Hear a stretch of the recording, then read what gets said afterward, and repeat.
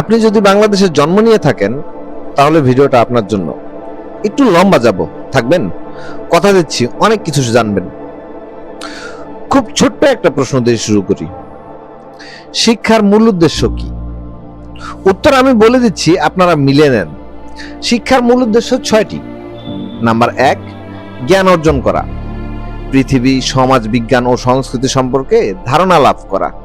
এখন প্রশ্ন হচ্ছে, আমাদের দেশে পাশ করার জন্য মুখস্থ বিদ্যা ছাড়া কি সঠিক সংস্কৃতি চর্চা বা জ্ঞান অর্জনের জায়গা আছে?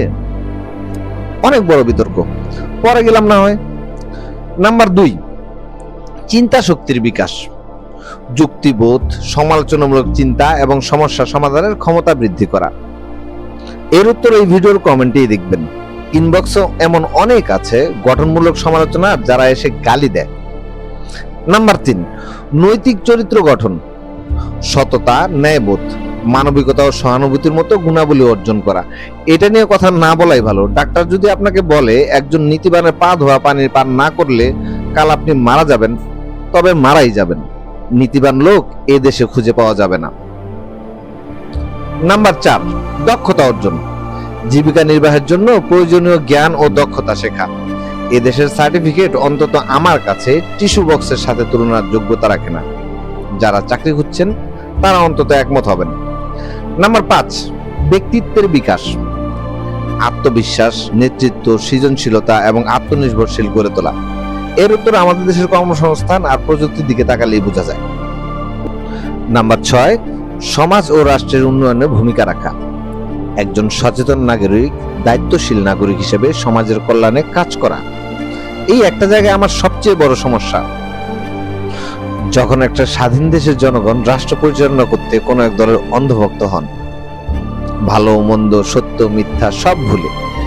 এটা নিয়ে ভিডিও করা আছে আমার, আগের পেজেও ছিল, আপনারা দেখেছেন। এখন আপাতত মূল আলাপে আসি। এক কথায়, শিক্ষার মূল উদ্দেশ্য হলো প্রকৃত মানুষ হিসেবে গড়ে তোলা, যাতে সে নিজের, সমাজের এবং মানবতার কল্যাণে জ্ঞান ও নৈতিকতার দক্ষতা কাজে লাগাতে পারে। আমাদের দেশের শিক্ষা ব্যবস্থার বেহাল দশা কেন?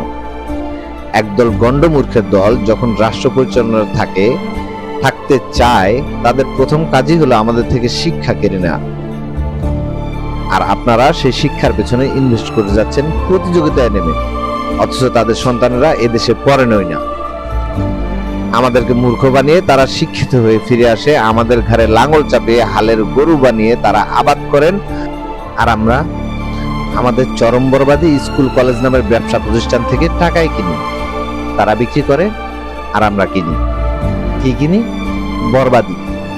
এর পিছনে অনেক বড় ষড়যন্ত্র আছে, সেটা নিয়ে কথা বলবো একদিন।